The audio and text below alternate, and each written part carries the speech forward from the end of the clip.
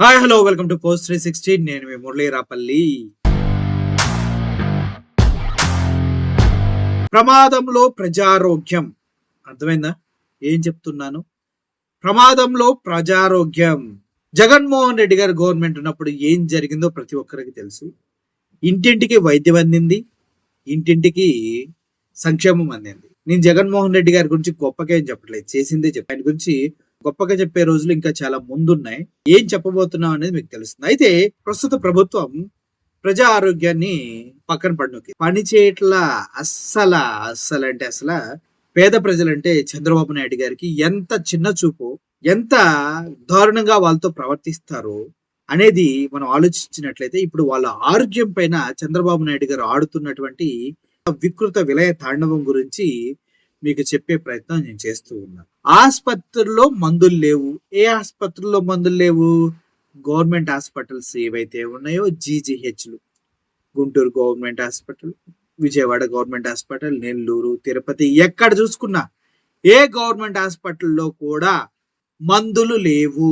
నీకు మందులు కావాలంటే వాడొక చిట్టి మీద రాసిస్తాడు, నువ్వు బయటికి వెళ్ళి కొనుక్కు రావాలి. ఇది ఇప్పుడు జరుగుతుంది ఆంధ్రప్రదేశ్ మొత్తంలో.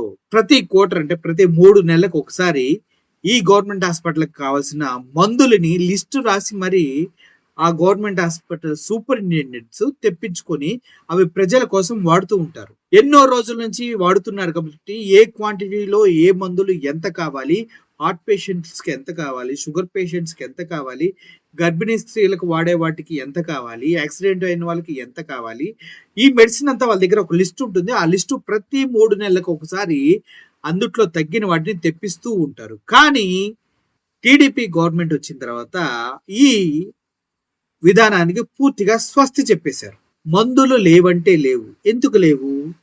ప్రతి హాస్పిటల్లో కంపల్సరిగా 608 మందులు అనేది ఉండాల్సిందే. ఇది మ్యాండేటరీ రూల్. ఎందుకంటే 608 మందులు ప్రజలు వివిధమైనటువంటి రోగాలకి, వివిధమైనటువంటి నొప్పులకి, వివిధమైనటువంటి సీరియస్ కండిషన్స్కి ఇవ్వవలసిన మందులవి. కాబట్టి 608 కంపల్సరీగా ప్రతి గవర్నమెంట్ హాస్పిటల్లో ఎప్పటికీ ఉండవలసినవి.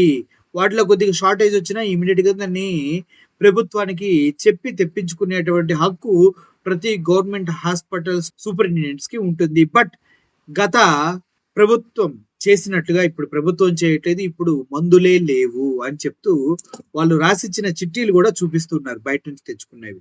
అయితే వీటిలో అట్లీస్ట్ 100 రకాలు కూడా ఏ హాస్పిటల్కి ఇవ్వట్లేదు. అంటే ఏంటి? దగ్గు, జలుబు, ఒళ్ళు నొప్పి, శారడని, గిరడని చిన్న చిన్నవి ఉంటాయి కదా, అవి కూడా హాస్పిటల్కి ఇవ్వట్లేదంట. అర్థమవుతుందా మీ బ్రతుకులు? ప్రాథమిక ఆరోగ్య కేంద్రాల్లో ఇవ్వాల్సిన మందులు కూడా లేవు. అయితే చిన్నగా చదువుతాను. చంద్రబాబు ప్రభుత్వం వచ్చిన తర్వాత రాష్ట్రంలోని ప్రజారోగ్యం ప్రమాదంలో పడింది. ప్రభుత్వ ఆసుపత్రుల్లో మందులు దొరక్క రోగులు నరకయాత్ర అనుభవిస్తున్నారు. షుగర్ వ్యాధిగ్రస్తులు అవసరమయ్యే ఇన్సులిన్ కొరత, గ్యాస్ బిల్లలు కూడా కటకట. ఇన్సులిన్ కి గ్యాస్ బిల్లలు కూడా లేవంటాయా? అది విషయం. అరాకొరకనే రక్తహీనత చికిత్స వినియోగించే ఐరన్, సుక్రోజ్, కనీసం దగ్గు సిరప్లు కూడా ఆసుపత్రులు లభించటం లేదు. దగ్గు సిరప్లు కూడా లభించకపోతే ఎలా సార్? ఇలా అయితే దగ్గు సిరప్లు అన్నీ ఇవ్వండి సార్, మాకు దగ్గు సిరప్లు కూడా లభించట్లేదంట. షుగర్ అయితే అసలు లేవు. ప్రతి నెల ఎవరైతే ఇన్సులిన్ ప్రాబ్లంతో ఉంటారో వారికి ప్రతి నెల కొంత 4 డోసులు 3 డోసులు ఇన్సులిన్ వాళ్ళకి ఇచ్చేవారు గతంలో. కానీ ఇప్పుడైతే అది కూడా లేదు. మెయిల్స్ ఇవ్వడం లేదు. మెయిల్స్ అంటే వాళ్ళకి పంపిస్తూ ఉండేవారు, అవి కూడా పంపించట్లేదంట. ఇలా రకరకాల వ్యాధులకు సంబంధించిన మందులు ఏవి వాళ్ళ దగ్గర లేవంటూ హ్యాండ్సప్, గవర్నమెంట్ హాస్పిటల్ అన్ని హ్యాండ్సప్. అయితే ఎన్నిసార్లు లెటర్ రాసినప్పటికీ సరఫరా చేయట్లేదు, దాన్ని గుడ్డు సున్నా అంటూ కూడా ఇక్కడ మెన్షన్ చేయడం జరిగింది. రాష్ట్ర వైద్య సేవలకు మౌలిక సదుపాయాల అభివృద్ధికి సంస్థ ఏపీఎంఎస్ ఐడిసి ద్వారా రాష్ట్ర ప్రభుత్వం ఆసుపత్రులకు వైద్య శాఖ మందులు సరఫరా చేస్తుంది. ఆర్థిక సంవత్సరంలో 4 క్వార్టర్లుగా మందులు సరఫరా అవుతూ ఉంటుంది. 4 క్వార్టర్లు అర్థమైందా? ప్రతి 3 months కోసం నేను చెప్పింది ఇది. అయితే డ్రగ్స్ అనేది ఆ మందులు సరఫరా చేయలేకపోతున్నారు. అయితే డ్రగ్ స్టోర్స్ లో అన్ని రకాల మందులు లేకపోవడంతో కొరత కారణంగా పలుమార్లు ప్రభుత్వానికి లేఖలు రాసినప్పటికీ ఎటువంటి ప్రయోజనం లేకుండా పోయిందంటూ పలువురు సూపరింటెండెంట్లు తెలిపారు. ప్రధాన మందుల కోసం సూపరింటెండెంట్లు చిట్టి పేపర్ పైన రాసి ఇస్తూ ఉన్నారంట. ఇంజెక్షన్ల కొరత కూడా బీభత్సంగా ఉంది. నువ్వు వెళ్తే ఏదో ఒక దానికి ఇంజెక్షన్ చేస్తా ఉంటారు కదా! సిరంజీస్ వాటి కొరత కూడా బీభత్సంగా ఉందంటూ చెప్తూ ఉన్నారు. అయితే వీటికి ఏ మందులు ఎంతెంత కావాలనేది ఒక చిన్న క్లారిటీ ఇచ్చారు. దానికి మీకు చెప్పాలని చూస్తున్నా. గుండె వైఫల్యానికి అందించే చికిత్సలో వినియోగించే ఇవాబ్రాడిన్ హైడ్రోక్లోరైడ్ 5 mg మాత్రలు 25,000 కావాలంటూ గుంటూరు జీహెచ్ఎంసీ సూపరింటెండెంట్ పెట్టగా ఒక్క మాత్ర కూడా ఇప్పుడు దాకా రాలేదంట గుంటూరుకి. బ్యాక్టీరియా చికిత్సలో వాడే అమోక్సిలిన్ కౌలనెట్ యాసిడ్ మందులు 50,000 కావాలి, అవి ఇవ్వలేదు. మూర్ఛ కొన్ని రకాల చికిత్సలకు వినియోగించే లారాజెపామ్ ఇంజెక్షన్లు 1000 కావాలని కోరినా ఇవ్వలేదు. అబ్బా, విజయవాడ జీజీహెచ్ లో కిడ్నీ, గుండె, జనరల్ మెడిసిన్ వంటి పలు విభాగాల మందులు కొరత వేధిస్తూనే ఉంది. కృష్ణా జిల్లా మచిలీపట్నం జీజీహెచ్ అధికారులు ఫ్యాక్టర్ 8 ఇంజెక్షన్ మెయిల్ 50,000 కావాలంటే అవి ఇవ్వలేదు. మైగ్రేన్ మాత్రలు ప్లునారిన్ 13,000 అవి ఇవ్వలేదు. తేలికపాటి నొప్పులకి నుంచి విముక్తి కోసం వాడే డైక్లోఫినాక్ ఇంజెక్షన్లు 21,000 కావాలి అని అడిగారు, అది ఇవ్వలేదు. సాధారణ జ్వరం కోసం వాడే మెడిసిన్ ఆర్డర్ పెట్టినా ఇవ్వలేదంట. ఆథరైటిస్, గౌత్, తల కండరాల నొప్పికి నివారణకు వినియోగించే నప్రోక్సిన్ 500 mg మాత్రలు 30,000 కావాలంటూ చెప్పారు. తీవ్రమైన నొప్పులకి, స్వల్ప నొప్పులకి దేనికి అక్కడ మందులు అయితే లేవు. ట్రమోడోల్ HCl 100 mg ఇంజెక్షన్లు 8,000 కావాలని పెట్టారు నెల్లూరు జీహెచ్ఎస్ వాళ్ళు, అది ఇవ్వలేదు.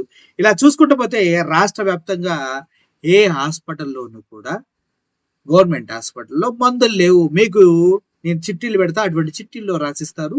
మీరు వెళ్ళి బయట ప్రైవేట్ మెడికల్ స్టోర్కి వెళ్ళి కొనుక్కొని వస్తే ఇక్కడ మీ రోగికి ట్రీట్మెంట్ చేయడం జరుగుతుంది. ఒకవేళ ఎమర్జెన్సీ, గుండెపోటు ఇటువంటివి వచ్చినా కూడా మీరు చేయవలసింది అదే. వాళ్ళు రాసిస్తారు, మీరు వెళ్ళి తీసుకురావాలి. ఆ లోపు వీళ్ళు ఉంటారో ఉండరో అనేది ఎవరికి సంబంధం లేదు. ఓవరాల్ గా చివరికి దగ్గు సిరప్పలు కూడా లేవంటబ్బా, అంత దరిద్రమైన స్థితిలో ప్రభుత్వ వైద్యశాలలు పనిచేస్తూ ఉన్నాయి చంద్రబాబు నాయుడు గారి ఆధ్వర్యంలో అంటూ ఈ ఆర్టికల్ రావడం జరిగింది. ఇంతకన్నా దారుణం ఏమన్నా ఉంటుందా?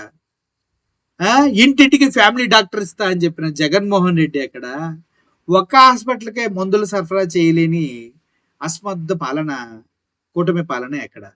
అర్థం చేసుకోండి. చెప్తే కోపాలు వస్తాయి, చెప్పకపోతే తెలియదు. ఏం చేయాలి మేము? మమ్మల్ని ఏం చేయమంటారు ఇప్పుడు చెప్పండి. సో ఓవరాల్గా ఆంధ్రప్రదేశ్ గవర్నమెంట్ పూర్తిగా వైఫల్యమైంది. గవర్నమెంట్ హాస్పిటల్స్కి మెడిసిన్ సప్లై చేయటంలో ప్రజల ఆరోగ్యాన్ని గాలికి వదిలేశారు. ప్రమాదంలో ప్రజారోగ్యం టైటిల్ ఎదిరిపోయింది. ఇది 100% కరెక్టు. సో మీరేం చేయాలో మీరే నిర్ణయించుకోండి, ఇకేం చేయలేం.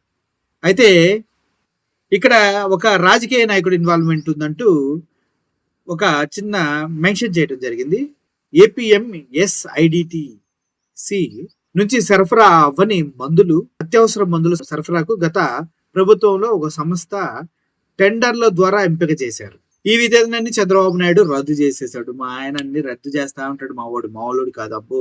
ఇక తిరుపతికి చెందిన జన్ ఔషధి అనే ఒక సంస్థతో మంత్రి డీల్ చేసుకున్నారంట. చేసుకోకపోతే ఇట్లాంటి పంచాయతీలు ఎక్కడ జరుగుతాయి కానీ ఆ డీల్ కుదిరింది. ఆ సంస్థ ద్వారానే బోధన ఆసుపత్రులకు, అంటే గవర్నమెంట్ ఆసుపత్రులకి మందులు సరఫరా అయ్యేలా అధికారులకు వాళ్ళ మీద పూర్తి స్థాయిలో ఒత్తిడి తీసుకురావడం జరిగింది.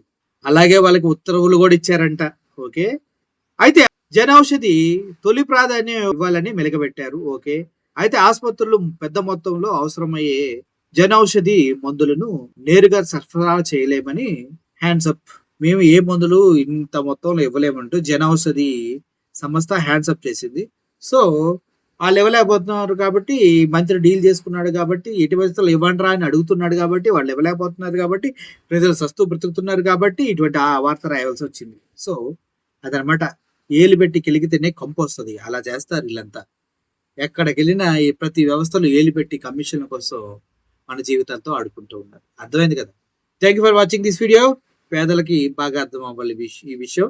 మొబైల్లో మీరు కనుక చూస్తూ ఉన్నట్లయితే మీకు తెలిసిన వాళ్ళందరికీ చూపించండి, షేర్ చేయకపోయినా కూడా. ఇటువంటి విషయాలకి మీరు షేర్ చేయండి, లైక్ చేయండి, సబ్స్క్రైబ్ చేయండి అని మేము అడగం. జస్ట్ పక్కన వాళ్ళకి విషయాన్ని నోట్తో అని చెప్పండి. ఇలా ఉందిరా పరిస్థితి అని. దెన్ ఓన్లీ అప్పుడే అందరికీ అర్థమవుతుంది రాష్ట్రంలో వైద్యం యొక్క పరిస్థితి ఎలా ఉందనేది. Thank you for watching this video. Murali signing off. Thank you so much.